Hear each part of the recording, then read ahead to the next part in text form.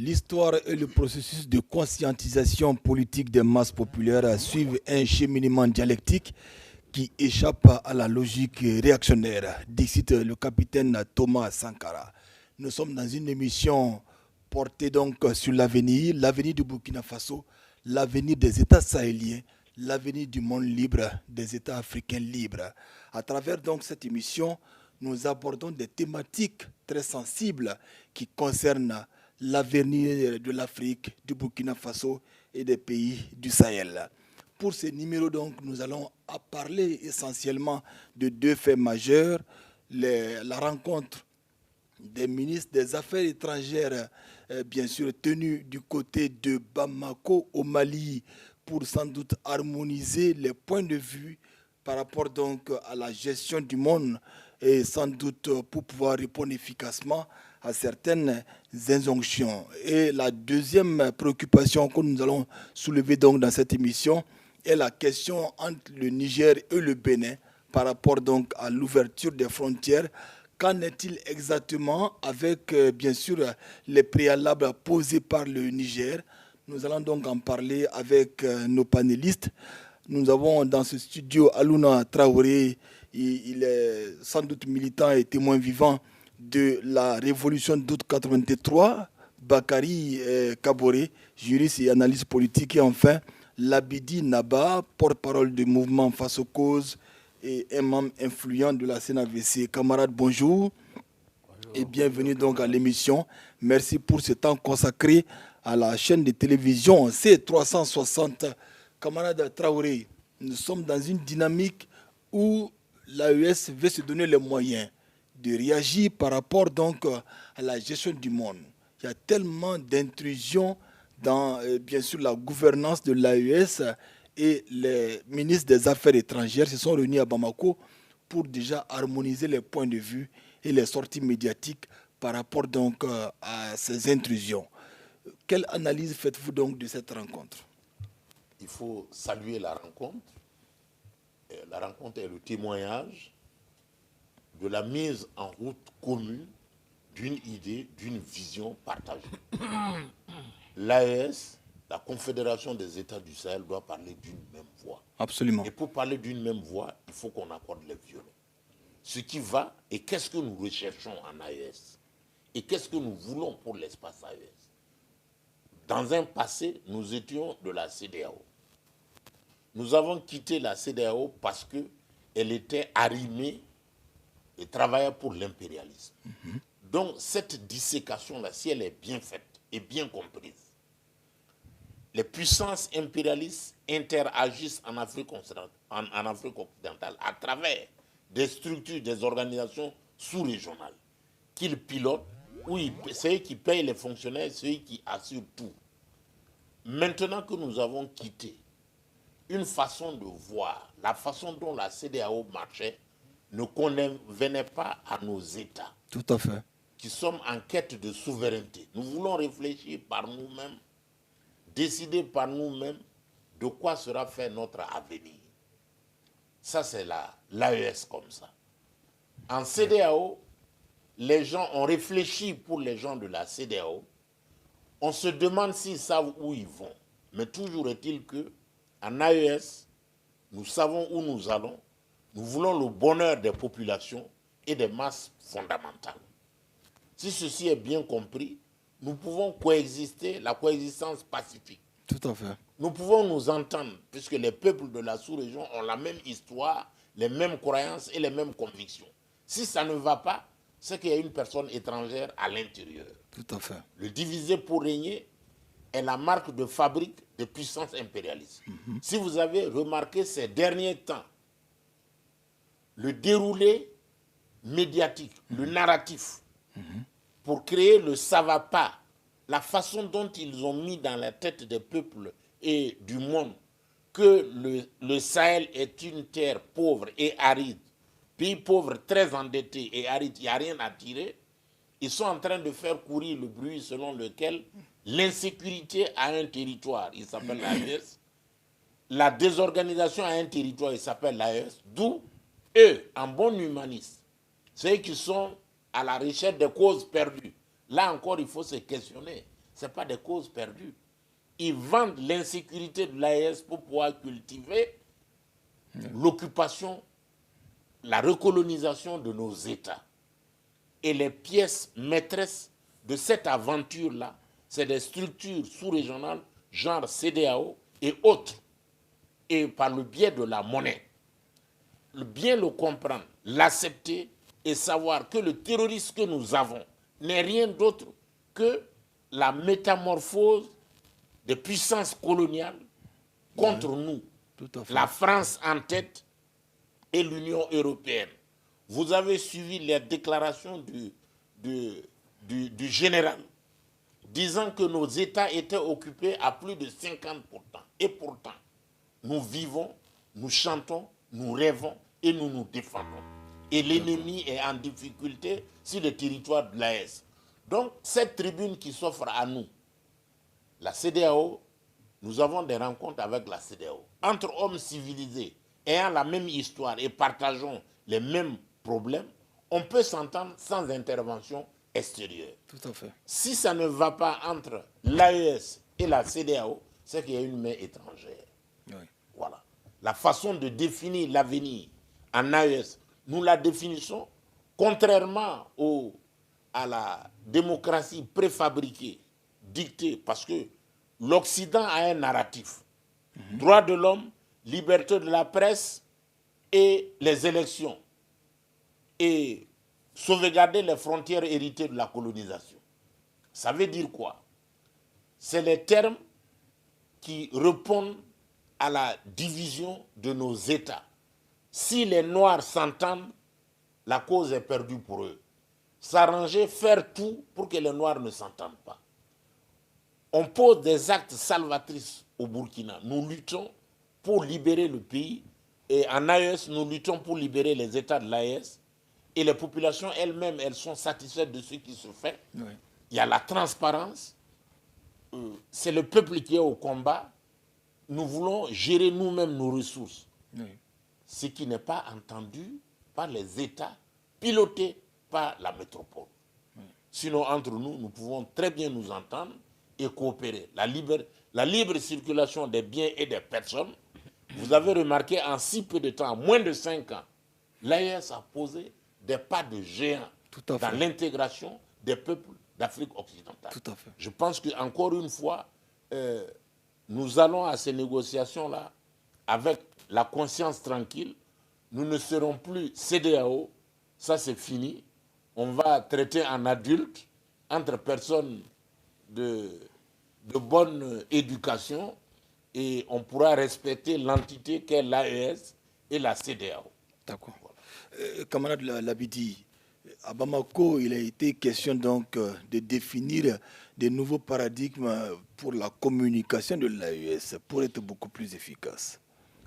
Tout à fait. Parce qu'il faut déjà relever que depuis la création de la Confédération des États du Sahel, il faut dire qu'il y a un travail qui a été fait.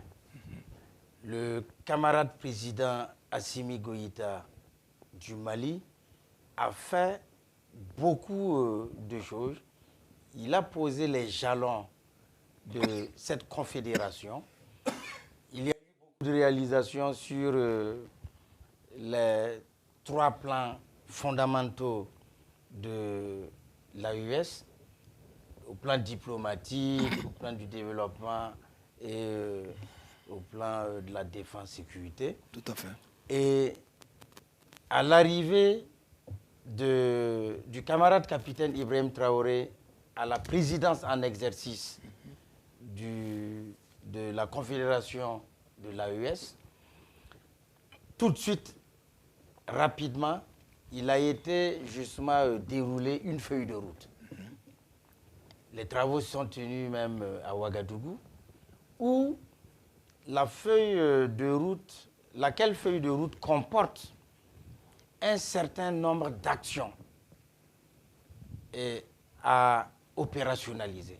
C'est dans ce sens que la partie diplomatique se rencontre à Bamako pour travailler dans les perspectives et voir qu'est-ce qu'il faut mettre justement dans le sens, comme vous le disiez, d'harmoniser déjà la communication au niveau de l'AES.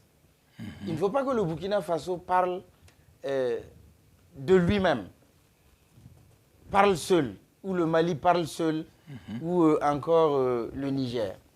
Il faudra définir les questions sur lesquelles ça doit engager automatiquement l'AES, et l'AES devrait avoir justement, dans ce cadre-là, un mécanisme bien lisible de communication. Donc je pense que les travaux au Mali, selon le rapport final qui est sorti, a travaillé sur ces axes-là. Aussi, il faut noter que en septembre, il y aura la 81e session de l'Assemblée générale des Nations unies, où les pays de l'AES vont participer. Donc, il s'est agi pour les ministres des Affaires étrangères de travailler à ce qu'on ait une position commune. Pourquoi pas une communication commune à cette tribune-là? Donc, il faut dire que c'est véritablement la consolidation de la Confédération des États du Sahel qui se déroule sur le plan diplomatique. C'est certain que sur les autres axes aussi, il y aura ce type de rencontre pour consolider et renforcer les acquis et tracer surtout les perspectives, de sorte à ce que cette organisation, qui est une organisation sous-régionale, qui a su s'imposer en si peu de temps, c'est en une année, hein, en Europe, aux Nations Unies, un peu partout, on parle désormais de l'AES, et donc il faudra que l'AES, dans une certaine intelligence, travaille à avoir les arguments et surtout à avoir une architecture diplomatique qui lui permette en tout temps et en tout lieu de pouvoir justement s'imposer en tant que Confédération des États du Sahel. Tout à fait. Camarade Kaboré, là j'interroge le juriste, quelles sont les variables donc, du droit international par rapport à cette gestion du monde où on a l'impression que les gens ne sont pas logés à la même enseigne?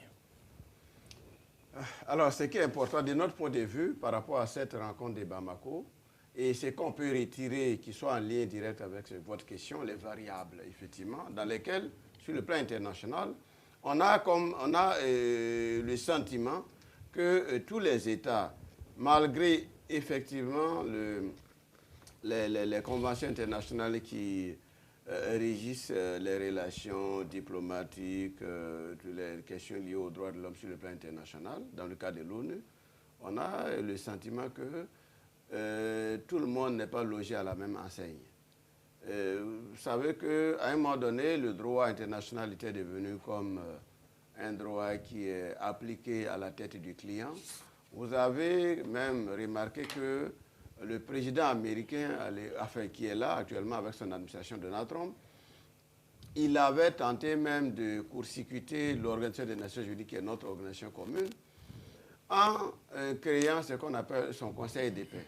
Le Conseil de la paix, apparemment, aujourd'hui, on n'en parle plus assez, parce qu'effectivement, l'issue de la guerre entre l'Iran d'un côté et Israël et les États-Unis de l'autre, on finit par remettre Donald Trump sur des décisions assez raisonnables. Voyez-vous, l'accord qui en est ressorti, ou du moins les négociations qui ont abouti à un minimum d'accord, effectivement, sont assez illustratifs.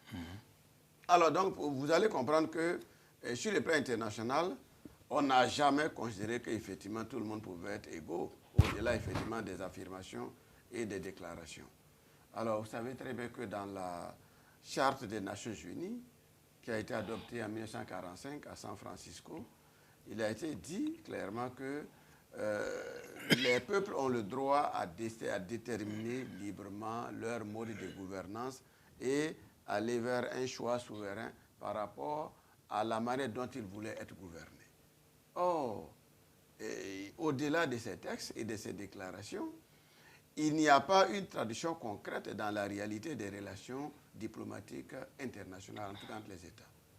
C'est le constat que tout le monde a vu. Sinon, d'où vient-il effectivement un État qui soit membre du Conseil de sécurité, qui a ce que nous appelons la dissuasion nucléaire, peut décider de créer une guerre chez l'autre et aller ravir et mettre la main sur ses ressources naturelles. Donc voilà un peu des réalités. Si nous étions égaux, comme le clament haut et fort les textes fondateurs de l'Organisation commune qu'est l'ONU, alors aucun État n'allait se donner ce droit d'aller envahir, attaquer et un autre État souverain, y compris même chercher à enlever son dirigeant. C'est le cas avec Venezuela, Maduro a été enlevé. C'est le cas avec l'Irak en 2003, où Saddam Hussein avait décidé effectivement de changer sa politique.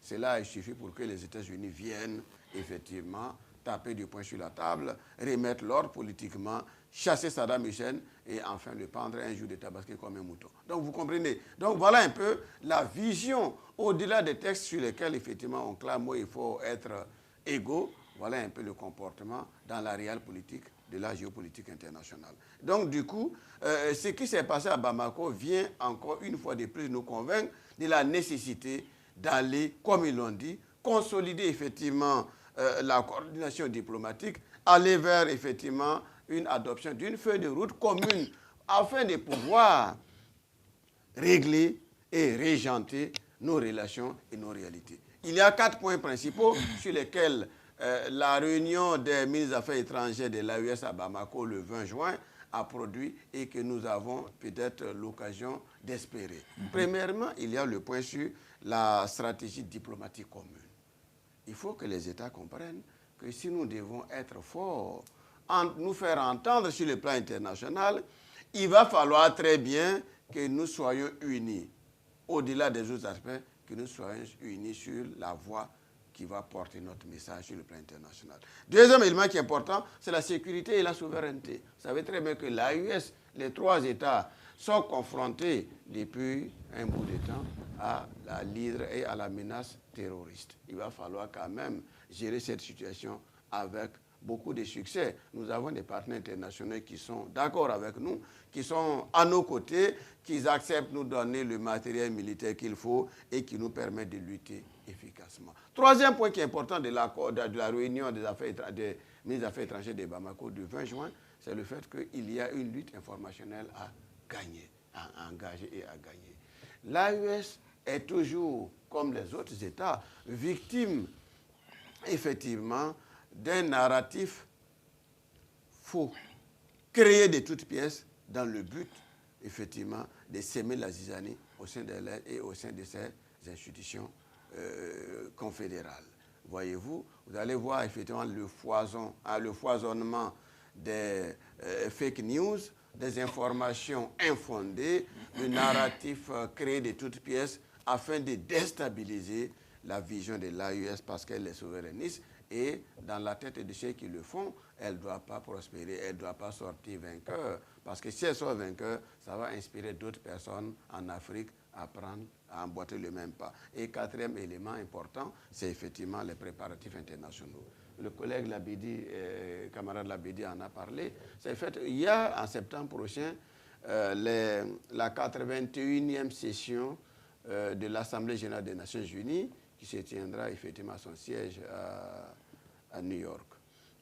Ce qui est important à souligner, l'AES par cette occasion dit clairement qu'il va falloir désormais s'exprimer et parler d'une seule voix pour mieux se faire entendre, en tout cas être encore plus audible et en même temps imprimer notre marque sur le plan international quant au fait que l'AES désormais est devenue une structure, une organisation importante avec laquelle il faut nécessairement composer. Voilà un peu ce que nous pouvons tirer de la réunion des ministres des Affaires étrangères à Bamako. Camarade Traoré, c'est vrai, une chose est de tenir une rencontre, l'autre chose donc est l'applicabilité donc des décisions prises. Comment voyez-vous cela? La discipline est la force, fait la force des armées. cette même discipline fait la force de la diplomatie et des structures qui ont de l'avenir. En AES, je pense que la réunion de Bamako, qui vise à arrondir les angles, on s'entend sur les fondamentaux pour défendre une seule cause. Donc cette discipline organisationnelle-là prouve déjà qu'il donne du crédit à la structure, à la confédération AES. Absolument. On s'entend, on définit la feuille de route, comme dans l'armée, tout le monde est au pas et on avance en rang serré pour des victoires. Et c'est cette même discipline-là qui a amené les États de l'AES à créer la force commune AES. Elle a fait ses preuves à Kidal, elle continue de faire ses preuves. Donc, dans une discipline organisationnelle avérée, je pense que les victoires sont de mise et que cette rencontre-là était de mise pour pouvoir parler d'une seule voix. Et l'AES, c'est un ensemble cohérent qui, diplomatiquement, parle la même langue, de façon sécuritaire se défend. Les dernières attaques au Niger ont montré l'efficacité de la force commune. Les attaques du 25 avril ont montré aussi l'efficacité de la force commune. Donc partout où l'AES est attaquée, la force intervient. Donc ils ont une force commune, une diplomatie commune, une économie de l'AES avec des investissements, une banque industrielle, et puis je pense que la mise ensemble des semences, et l'avenir en tout cas, ensemble on fait la guerre, ensemble on se défend, ensemble on défend notre cause. Ouais. Voilà. Est-ce que la sortie du général Christophe Gomar a été pour quelque chose? Non, c'est des coïncidences de calendrier. D'accord. La sortie de parlementaires européens est à deux seins. Ils ont subi, derrière les attaques du 25 avril, il faut voir, comme l'autre l'a dit, l'impérialisme s'est mué ici, métamorphosé en terrorisme, en AES, pour recoloniser l'AES. C'est la stratégie. Avec tête de file, la France. Elle s'est réunie en N'Djamena, elle s'est réunie au Nigeria, elle s'est réunie au Bénin, elle s'est rassemblée en Côte d'Ivoire, en Guinée, en Mauritanie et en Algérie. Sur toutes ces plateformes-là, quelqu'un l'a dit, c'est la profondeur stratégique pour pouvoir déstabiliser l'AES. Tout à fait. Et donc, cette posture-là n'a jamais changé. Contrôler le narratif, comme le camarade Kaboré vient de le dire, en AES, maintenant, nous parlerons d'une seule voix. Nous contrôlons le récit. Qu'est-ce que nous faisons en AES? Nous nous défendons contre l'impérialisme. L'impérialisme, nous le connaissons.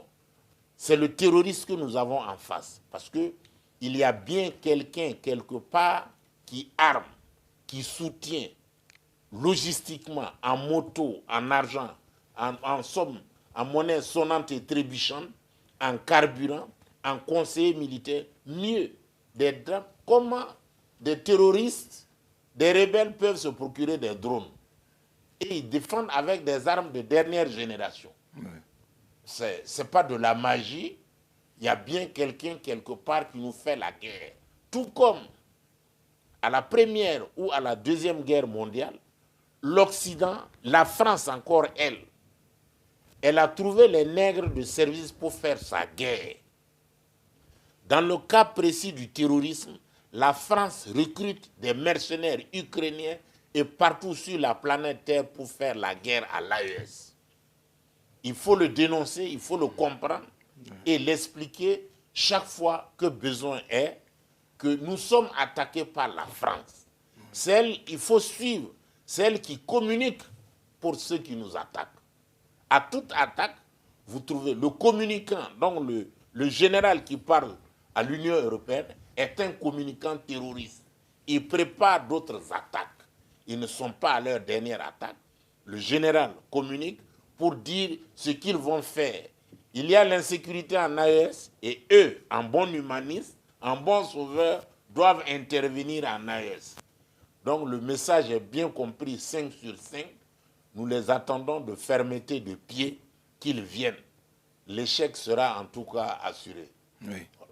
Et justement, camarade Labidi, c'est vrai que c'est un problème peut-être de calendrier.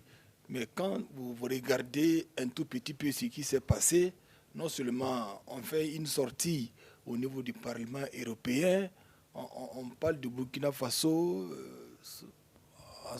le Burkina Faso n'est pas membre de l'Union européenne.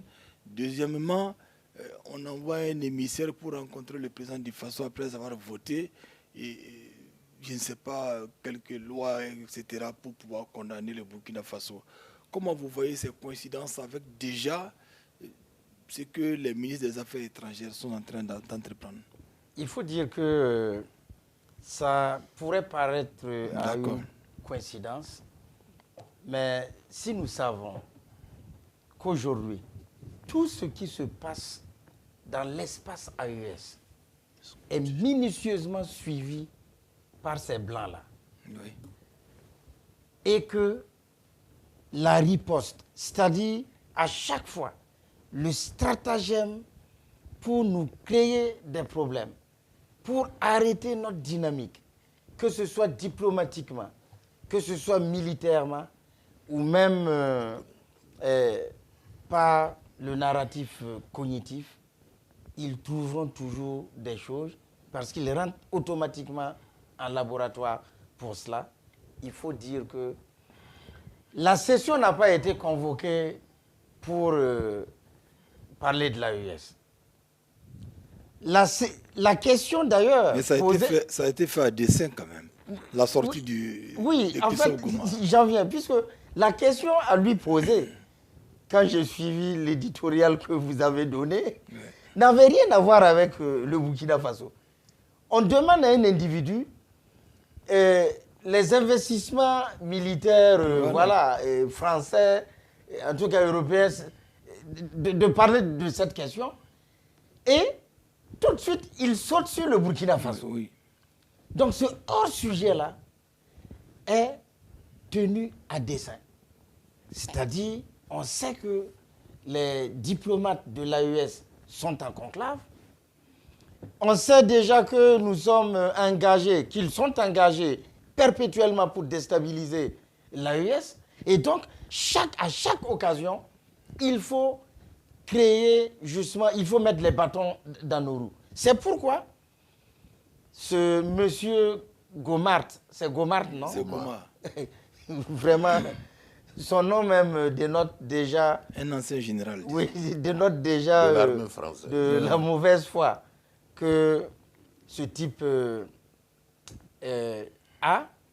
Et donc, il se met à dire que, voilà, à décrire une situation burkinabé, une situation du Burkina Faso qui n'a rien à voir avec la réalité, puisque lui-même a échoué dans sa mission au Mali. Dans l'opération Serval. Dans l'opération Serval, qui était une opération qui devait justement se tenir dans les airs et que, voilà, dans une sorte de trahison encore, il s'est retrouvé au sol. Et mieux, il avait Yagali sous la main, en tout cas dans son viseur, il pouvait le neutraliser, il pouvait l'arrêter, mais au-delà de tout ça, non, on a organisé voilà, le MNLA, tout, pour donner ce qu'on a pu voir justement comme HCUA au Mali et qui a fait prospérer le terrorisme jusqu'à aujourd'hui. Donc, c'est dire qu'il y a coïncidence, mais cette coïncidence a été justement créée.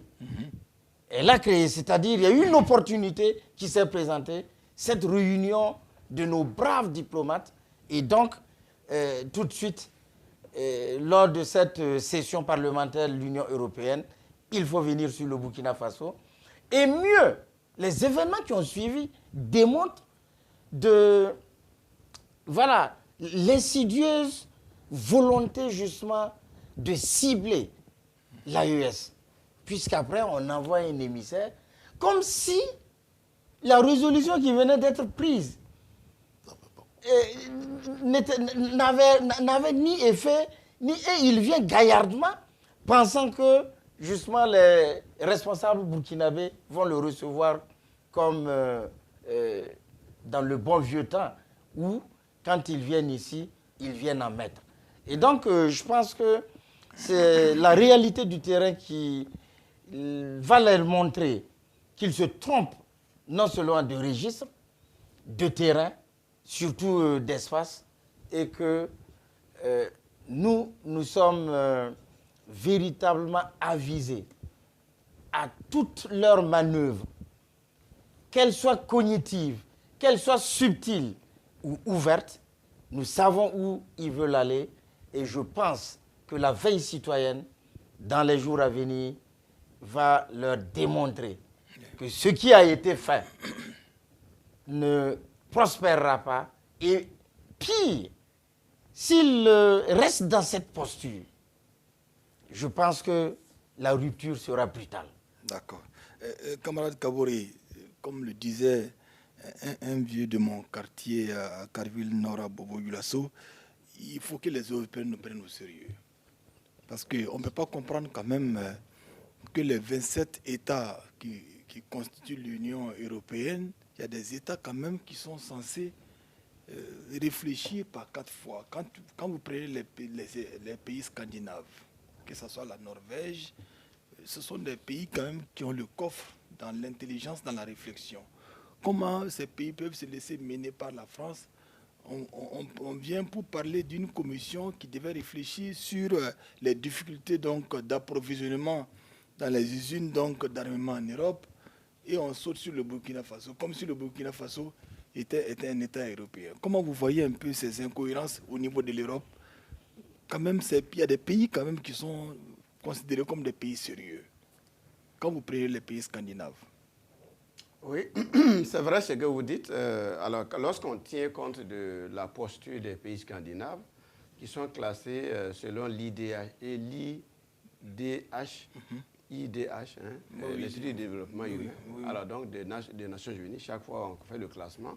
Alors les pays scandinaves sont classés parmi les premiers pays, c'est-à-dire s'il y avait un paradis sur Terre, on pouvait l'envisager effectivement au sein de ces pays-là. Absolument. Parce qu'ils sont bien. Il n'y a même plus de prisonniers, il n'y a pas de bandits, la vie est belle, tout est bon, tout est rose, les gouvernants sont assujettis aux lois, tout est contrôlé et tout le monde là, et tout le monde est... Voilà. Et ça, c'est très bien, voyez-vous. Et maintenant, comment comprendre que ces pays, qui en principe n'ont pas les mêmes réalités que la France, les pays esclavagistes qui se sont sucrés sur le dos des Noirs, en tout cas le commerce transatlantique, alors aujourd'hui, sont en train de vouloir revenir sur des choses qu'ils sont en train de perdre. C'est la nouvelle manière de concevoir les choses, parce qu'effectivement, à leur niveau, il n'est pas possible de concevoir que nous soyons des égaux, qu'ils soient des égaux avec les Noirs qu'ils ont esclavagisés par le passé.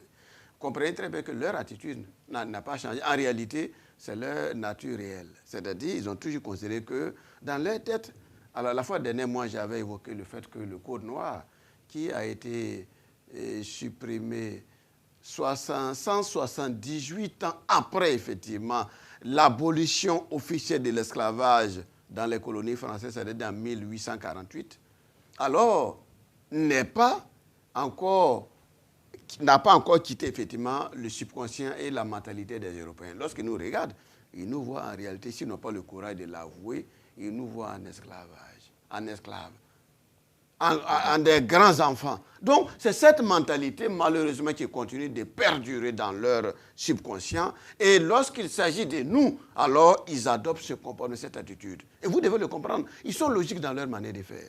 Alors, ce qui se passe dans le Parlement européen, aujourd'hui, à Bruxelles, alors, c'est comme un peu le recommencement de l'histoire. C'est comme le remake de la conférence de Berlin de 1885.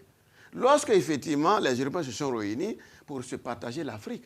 Aujourd'hui encore, ils pensent que par rapport à cette nouvelle donne, là où des États qui devaient normalement se soumettre à leurs diktats et leur fournir toutes les matières premières, leurs énergies, leurs minéraux et autres, sont en train, effectivement, curieusement, de faire de ce qu'on nous appelle comme des des injures à leur égard, c'est-à-dire en volant, jeter un coup d'œil et maîtriser leurs propres ressources, ce qui n'est pas acceptable de leur part. Voilà pourquoi effectivement ils se comportent de cette manière, en créant même des résolutions au sein du Parlement européen contre l'AES et contre le Burkina. Ce qui est important à souligner, qui est très important, ça se passe à Bruxelles. Bruxelles, c'est la capitale de la Belgique.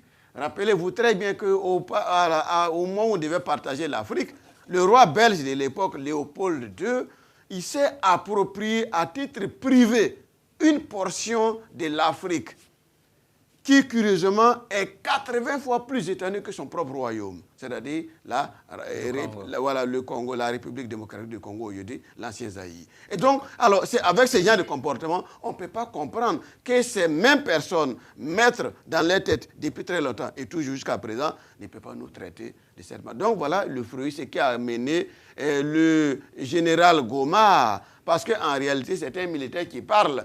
Malgré effectivement le manteau d'eurodéputé, en fait, c'est le militaire français qui parle, qui exprime effectivement le désarroi de la France face aux réalités politiques et géopolitiques de l'AES. D'accord. Ce qui est sûr, ça va leur passer. En tout cas, ils vont nous prendre au sérieux, ça c'est sûr, car les pays africains, à travers l'AES, bien sûr, ces pays vont s'assumer pleinement. Et je pense que déjà, quand on regarde un peu la réaction des autorités burkinabées, c'est une réaction vraiment responsable. Et je pense que les choses vont bouger et ça va leur passer, les Européens. Je pense qu'ils ont mieux à faire que de s'occuper donc des pays africains. Il faut qu'ils acceptent que les pays africains sont des pays indépendants. Voilà, des pays indépendants, des pays souverains. Deuxième sujet, on va aller à pas de course, grand frère. Camarade Traoré, le Bénin et le Niger, problème de frontières qui se pose donc entre ces deux pays. Le Niger pose des conditions. Comment vous voyez ça rapidement en 2 minutes? Je pense quand même que c'est une très belle initiative. De frontières fermées, aujourd'hui on parle d'ouverture de frontières. Bonne opportunité de part et d'autre. Les deux pays vont solder ce qui ne va pas. Parce que, comme le camarade le disait, le Bénin servait de profondeur stratégique pour les terroristes, tout comme la Côte d'Ivoire sert de profondeur stratégique pour les terroristes, au même titre que l'Algérie et la Mauritanie. D'accord. Donc, en négociant, et si le Niger pose ce qui ne va pas à notre frontière, ne permettez pas à des gens d'utiliser votre territoire contre le Niger. Donc, dans l'ouverture des frontières, cette question-là est une question centrale. Économiquement, nous avons besoin du Bénin, le Bénin aussi a besoin du Niger. Nous discutons carte sur table. Que personne, même fût-il la France, n'utilise votre territoire pour déstabiliser le Niger. Toute attaque venant du Bénin contre le Niger, nous pouvons avoir le droit de poursuite en territoire béninois. Et si ça c'est bien compris, je pense que le Niger a mal à son terrorisme et le Bénin aussi a mal à son terrorisme. Mais comme nous, en AES, nous connaissons le terrorisme, je pense que ça c'est une très bonne guerre. Le Niger doit avoir la suite dans les discussions, avoir une conscience historique pour poser les termes de l'ouverture de la frontière. En mettant, c'est pas en haussant les enchères, mais c'est dire simplement la petite vérité qui sied. On se défend tous contre le terrorisme, mais qu'on n'utilise pas ton territoire contre nous pour nous déstabiliser. Et qu'on nous donne le droit aussi de poursuivre jusqu'en territoire béninois. Et je pense que ces conditions-là, si c'est bien construit, c'est de bonne guerre. Ouais. Camarade Labedi, avez-vous l'impression que le message du Niger a été bien compris par les autorités béninoises? Ce qu'il faut déjà dire, c'est que la frontière n'est toujours pas ouverte. Des conditions, je dirais, sur lesquelles le Niger ne transige pas ont été posées. Lesquelles conditions nous avons d'ailleurs soulevées ici. Et de ces conditions que le camarade Traoré a soulignées, notamment justement l'utilisation des profondeurs du Bénin par les terroristes pour s'organiser, pour se former, et j'ajoute par la France, et d'attaquer l'AES, il faut, comme le Niger l'a demandé, il faut que cela s'arrête. C'est-à-dire le Niger doit avoir le droit, en termes de partage d'informations militaires, de les avoir sans condition. En termes de poursuites transfrontalières, il faut que cela soit aussi opérationnalisé. Et mieux, c'est de façon subreptice, mais c'est ce qu'on lit. C'est-à-dire les liens avec la France, du Bénin et de la France, doivent être coupés. C'est la seule condition qui va d'ailleurs rassurer les 3 pays de l'AES. Parce que le Niger ici ne pose pas ces conditions-là sans justement tenir compte. Puisque nous avons les mêmes préoccupations et les mêmes aspirations, sans tenir compte de ces préoccupations et de ces aspirations qui sont de l'AES. C'est-à-dire, tant que la France peut être toujours derrière le Bénin, nonobstant le changement de président et la volonté du président Ouaddaï de consolider les rapports avec nos pays, mais tant que la France sera derrière, il faut dire que ça ne rassure pas et ça sera toujours considéré, malgré les gages de bonne foi que le président Ouaddaï pourrait donner, comme un autre stratagème pour pouvoir nous atteindre. Donc, je pense que le président Ouaddaï a justement un pas à franchir. Et ce pas-là va lui garantir véritablement la liberté de pouvoir mener sa politique de développement endogène, sa politique de sécurisation, puisqu'il a compris que le terrorisme, il faut qu'on lutte ensemble contre ce mal. Donc, sa politique militaire, il faut rompre avec la France, diplomatiquement et au plan militaire. Il faut rompre. Et c'est ça qui va permettre justement l'ouverture sans embâche de cette frontière-là. D'accord. Camarade Kaboré, il faut que les lignes bougent là, à ce niveau. Alors, tous les États ont tout intérêt, effectivement, les 2 États, y compris le Niger et en l'occurrence le Niger et le Bénin, parce qu'effectivement, dans cette configuration, et en réalité, le temps qui passe n'est pas en faveur de ces 2 États. Personne n'y gagne si effectivement les choses perdues en l'état actuel. Vous avez très bien que nous avons déjà parlé que c'était 2 semaines, ils ont donné délai pour que la frontière puisse être réouverte. Voilà que nous sommes aujourd'hui et la frontière n'est pas encore ouverte. Il y a des préalables et ces préalables sont tellement vitaux que l'État nigérien ne peut pas s'amuser quand bien même le message est remonté des peuples, des populations. Nous voulons bien sûr répondre à leurs aspirations profondes, mais parmi les aspirations profondes, il y a, et le Bénin et le Niger a beaucoup insisté, c'est la sécurité. Nous voulons bien qu'ils puissent vivre, manger à l'aise, faire le commerce, mais il faut qu'ils soient en sécurité. Donc le Niger a posé ça comme étant des préalables. Très important encore à souligner, c'est le fait que, alors le Niger dit, mais on ne peut pas collaborer avec vous. En tout cas, on souhaite collaborer. On veut le faire, très bien sûr, vous en êtes conscient, Dieu merci. Mais sauf qu'il y a sur votre territoire des bases militaires étrangères qui continuent dérouler leur calendrier, les agendas tranquillement et qui, en principe, et dans la réalité, ne sont pas totalement en phase avec ce que nous avons comme vision souverainiste. Donc, sur le plan sécuritaire, on a un problème. Si vous voulez qu'on collabore, il faut régler ce problème, c'est-à-dire mettre dehors les bases militaires françaises qui sont là et avec lesquelles le Niger n'a aucune relation de bon voisinage ou du moins de collaboration. Donc, si le Bénin veut que les choses avancent, il faut bien que le Bénin puisse accepter, partager une cellule de renseignement avec le Niger. Et dans ces conditions, il faut bien que la France ne soit pas là pour s'empêtrer dans ces relations et vouloir effectivement rendre plus difficile encore la lutte commune antiterroriste. Ouais. On va, une fois n'est pas coutume, mais on va peut-être donner la parole à chacun 1 minute pour parler un peu de la saison agricole. C'est vrai que c'est de bonne guerre, c'est pas notre tasse de thé dans l'émission, mais c'est toujours bon de situer les populations par rapport à ce qui se passe sur le terrain. Camarade Traoré, vous avez visité en tout cas pas mal de régions. Nous avons la saison passée, le Burkina Faso a atteint pour une première fois à taper aux portes de l'autosuffisance alimentaire. Nous le devons à de nouvelles semences, des semences améliorées. Nos chercheurs au Burkina cherchent et ils trouvent.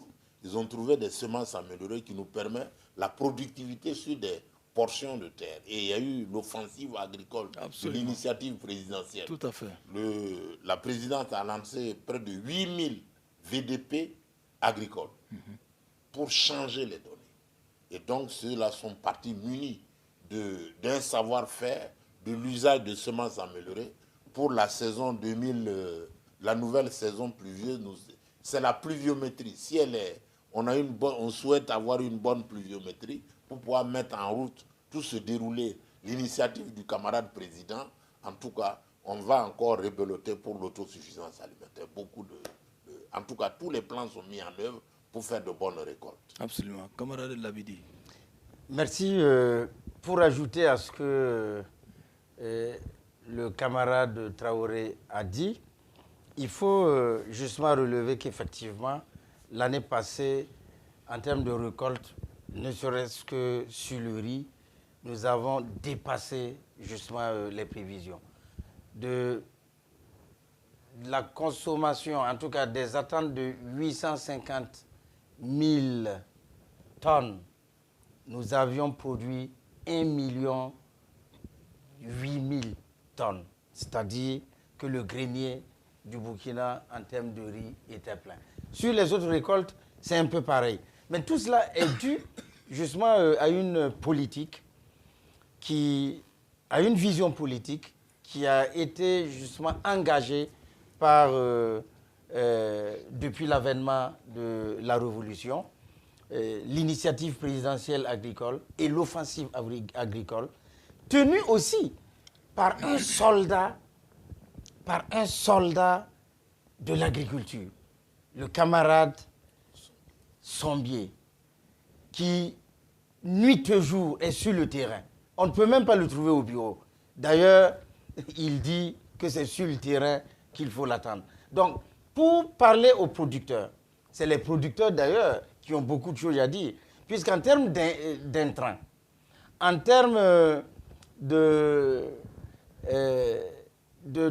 moyens de culture, en termes de curage, en fait, de réserve et de contenu d'eau, le Burkina Faso a mené un travail inlassable, permettant aujourd'hui à l'agriculteur, où qu'il soit, d'avoir non seulement de l'eau, et au passage, il y a plus de 10 000, en termes d'irrigation, quoi, Oui. hein, plus de 10 000 mètres cubes. Oui.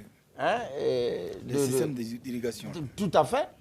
Et donc, l'agriculteur aujourd'hui a tous les moyens nécessaires et l'appui sera la bénédiction qui viendra nous permettre encore, pour l'année 2026, d'aller encore plus loin dans cette autosuffisance alimentaire en termes justement de production. Camarade Kaboré. Alors, ce qu'on peut dire, on a l'habitude de dire que un homme qui a faim n'est pas un homme libre. Et encore, on dit, mais ventre affamé n'a point d'oreille. Bon, c'est pour signifier l'importance de la nourriture. Quand le ventre est plein, effectivement, les autres choses, on peut les envisager avec beaucoup plus de sérénité. Alors, selon les chiffres, de l'année 2025, le Burkina Faso a couvert ses besoins céréaliers de l'ordre de 126,4%. C'est assez énorme, c'est inédit. Depuis que le Burkina, la haute voltaire existe, on n'a jamais atteint cette performance en matière de production céréalière. Ça, c'est à saluer et ça met à l'actif de tous les Burkinabés. Mais en plus de son premier chef, le capitaine Ibrahim Traoré, mais encore plus de celui qui est sur le terrain en train de mouiller son maillot, c'est le commandant Sombier et toute son équipe qu'il faut saluer, féliciter au passage. Il faut ajouter encore que le Mali et le Burkina mis ensemble ont atteint représentent les 50% de la production céréalière de toute l'UEMOA cette année 2025. C'est pour vous dire, vous comprenez que des pays qui sont en guerre, à qui on a dit c'est des pays qui sont affamés, c'est la guerre, c'est le Sahel, c'est le désert, c'est la poussière, il n'y a rien, alors qui peuvent et curieusement sont aujourd'hui le grenier de l'Afrique de l'Ouest ou bien de là, en termes plus simples, de l'UEMOA. C'est à saluer et c'est très important. En tout cas, il faut saluer des passages à tous les acteurs agricoles, en commençant par le premier des Burkinabés, le capitaine Ibrahim Traoré, qui, en tout cas, s'investit pleinement dans cette dynamique. Parce que quand on regarde le ministre de l'Agriculture, le ministre d'État de l'Agriculture qui travaille sur le terrain, c'est parce qu'il y a un chef qui a ordonné et qui le soutient. En tout cas, il y a une dynamique qui est déjà enclenchée. C'est important. Il faut donc saluer cette dynamique. Il faut saluer cette vision du président du Faso à travers donc les VDP agricoles. 8000 jeunes qui ont été formés dans les techniques de semences, de production de semences et d'agriculture qui vont vraiment booster la production. C'est déjà quelque chose qu'il faut saluer. Il faut saluer donc tout le dispositif mis en place à travers les initiatives présidentielles, à travers les grands projets, etc. Le Burkina Faso a sa manière de se développer. Le Burkina Faso a sa vision. Je pense qu'il faut saluer donc l'engagement de tous les acteurs, que ce soit étatique, que ce soit non étatique, car il y a des paysans qui sont là dans les hameaux des villages et qui aujourd'hui bénéficient de ce qui se passe sur le terrain. Merci donc à tous ces acteurs agricoles qui vont permettre sans doute en 2026, à la fin de l'année, de faire un autre record en termes donc de rendement agricole. C'était le message qu'on avait donc à travers cette émission. Regard sur l'avenir, portez-vous bien.